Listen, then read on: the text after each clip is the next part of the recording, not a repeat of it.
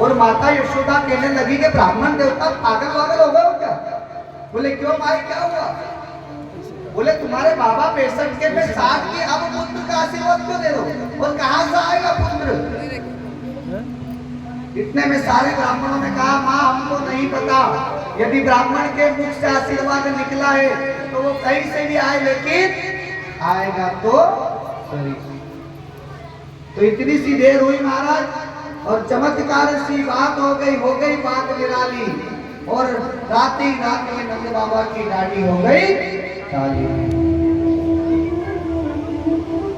वही काली कि वासुदेव जी वहां से चलकर आए, यमुना पार करे और कन्हैया को छोड़ दिया।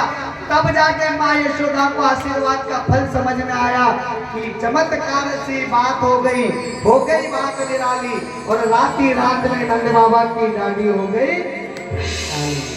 वो बज के अंगना में बज रही आज बधाई, बज के अंगना में बज रही आज बधाई, बज रही आज बधाई।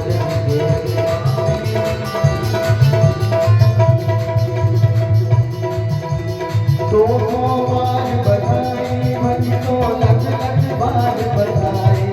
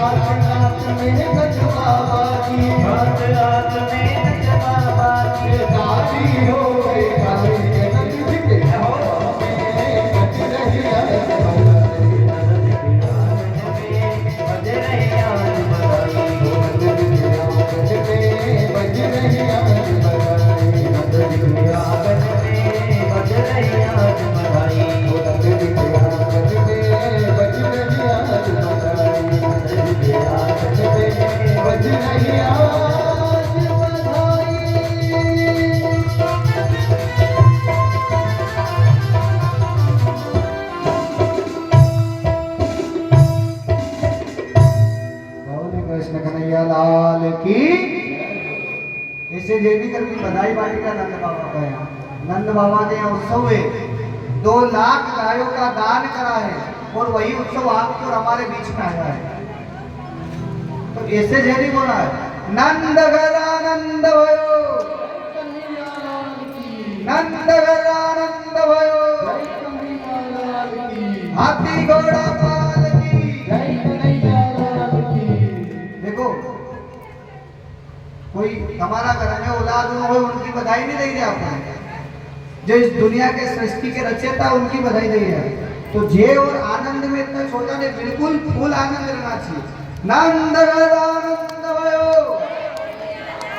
इसको आनंद बोलते हैं। हाथी घोड़ा पाल की, जय कन्हैया लाल की। इस प्रकार नंद घर में आनंद ऐसा छाया कि नंद बाबा की रात में दाढ़ी काली हो गई और ब्राह्मणों का आशीर्वाद पूर्ण हो गया। चारों तरफ से भगवान पुष्पों की वर्षा कर रहे हैं। नंद बाबा ने भी जैसे ही कन्हैया का प्राकट्य हुआ उसी क्षण दान देना प्रारंभ कर दिया, दोनों हाथों से दान दिया। इतनी सी देर हुई महाराज, देवताओं में खलबली मचने लग गई। ये धरती का भार उतारने वाला कृष्ण आज नंद के घर में पहुंच चुका है। इतना हुआ महाराज, सभी देवताओं में होड़ जोड़ लग गई कि परमात्मा को देखने कौन पहले जाए, कौन पहले जाए। सभी देवता लोग आ रहे हैं क्योंकि बधाइयां बन रही है और परमात्मा के जन्मोत्सव की बधाई परमात्मा ने देंगे तो कौन देंगे।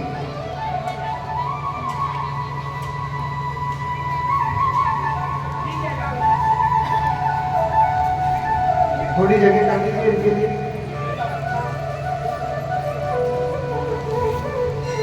थोड़ा थोड़ा आप जो बीच में बैठे हैं थोड़ा थोड़ा इधर खसक जाइए, सरक जाइए।